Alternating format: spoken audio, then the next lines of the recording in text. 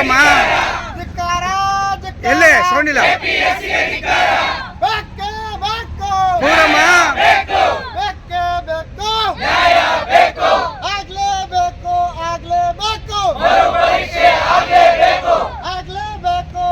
ಇಲ್ಲ ರೀ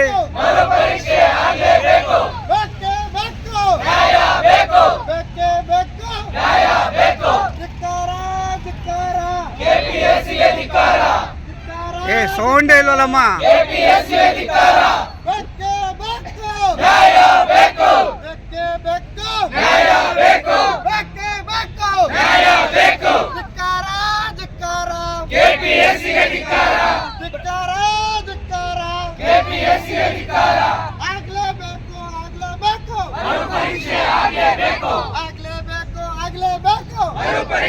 ಎಲ್ಲಮ್ಮ ಸೌಂಡು ಎಲ್ಲಿ ಸೌಂಡು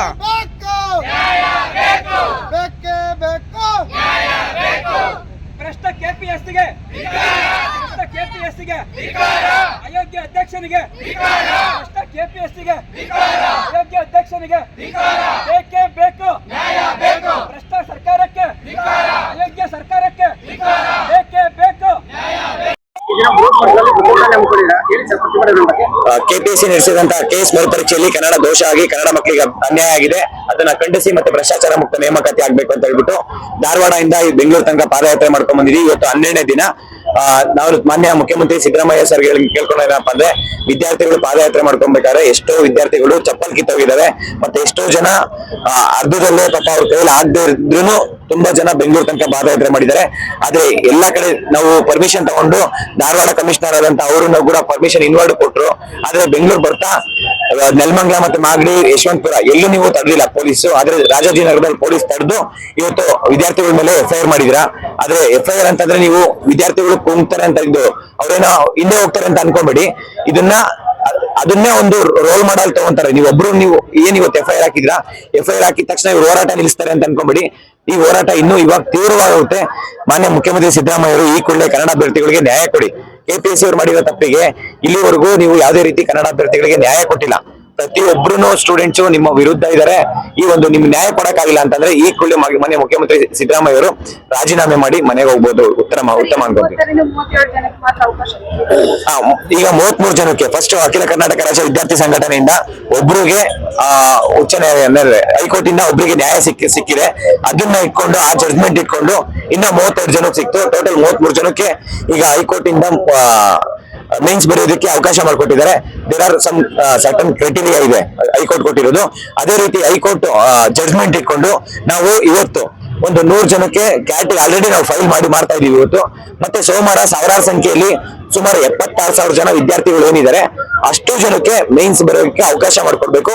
ಇಲ್ಲ ಎಲ್ಲಾರ್ಗು ಮರು ಪರೀಕ್ಷೆ ಮಾಡ್ಬೇಕು, ಇಲ್ಲ ಮರು ಅಧಿಸೂಚನೆ ಮಾಡ್ಬೇಕು ಅಂತ ಹೇಳಿ ನಮ್ಮ ಒತ್ತಾಯ ಇದೆ.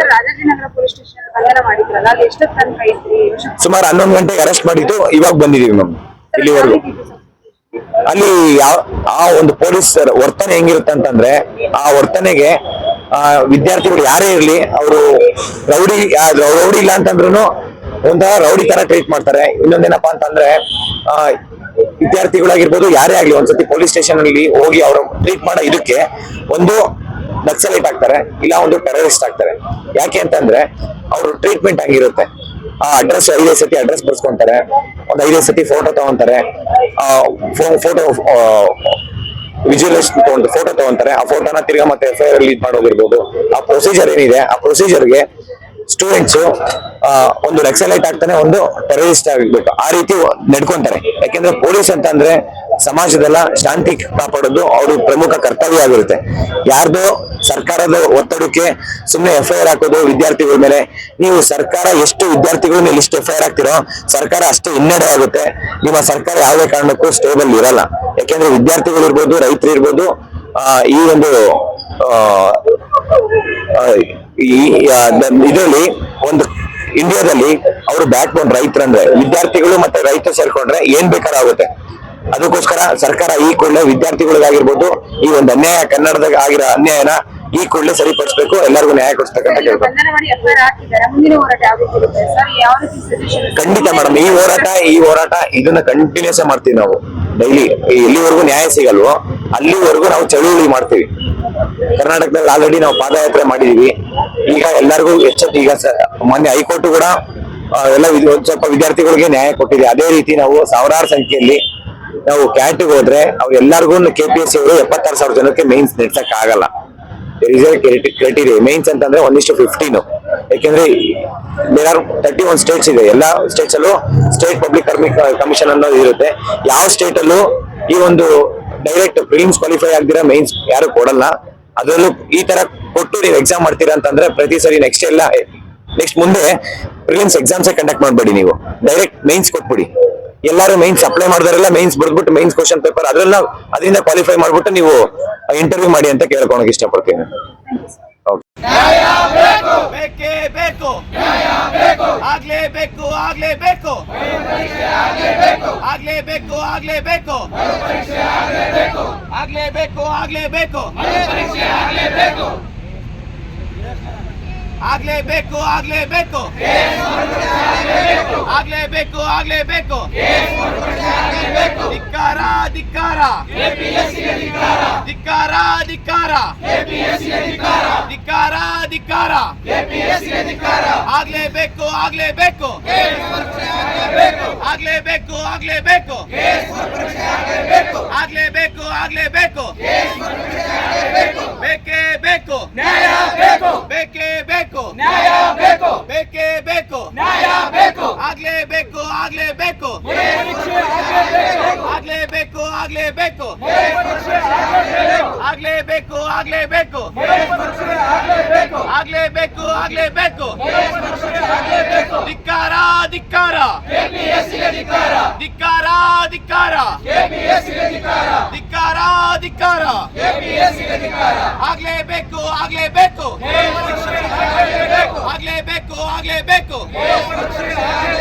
ಆಗ್ಲೇಬೇಕು, ಆಗ್ಲೇಬೇಕು, ಆಗ್ಲೇಬೇಕು, ಬೇಕೇ ಬೇಕು, ನ್ಯಾಯ ಬೇಕು, ಆಗ್ಲೇಬೇಕು, ಮರುಪರೀಕ್ಷೆ ಆಗ್ಲೇಬೇಕು, ಆಗ್ಲೇಬೇಕು, ಆಗ್ಲೇಬೇಕು,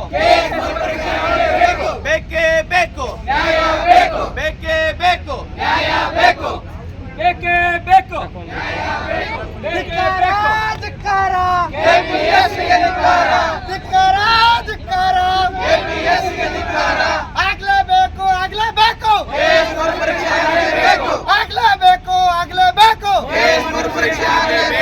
ಸಿದ್ದರಾಮಯ್ಯನವರೇ ಉತ್ತರ ಕೊಡಿ, ಉತ್ತರ ಕೊಡಿ, ಉತ್ತರ ಕೊಡಿ, ಸಿದ್ದರಾಮಯ್ಯನವರೇ ಕೊಟ್ಟ ಮಾತು ತಪ್ಪಬೇಡಿ, ತಪ್ಪಬೇಡಿ, ತಪ್ಪಬೇಡಿ, ಮಾತು ಕೊಟ್ಟು ತಪ್ಪಬೇಡಿ, ತಪ್ಪಬೇಡಿ, ತಪ್ಪಬೇಡಿ, ಕನ್ನಡದ ರಾಮಾಯಣರೇ ಉತ್ತರ ಕೊಡಿ, ಕೊಡಬೇಕು, ಕೊಡಬೇಕು, ಕನ್ನಡದ ರಾಮಾಯಣರೇ ಉತ್ತರ ಕೊಡಿ, ಕೊಡಬೇಕು, ಕೊಡಬೇಕು, ಕನ್ನಡದ ರಾಮಾಯಣರೇ ಉತ್ತರ ಕೊಡಿ, ಕೊಡಬೇಕು, ಕೊಡಬೇಕು.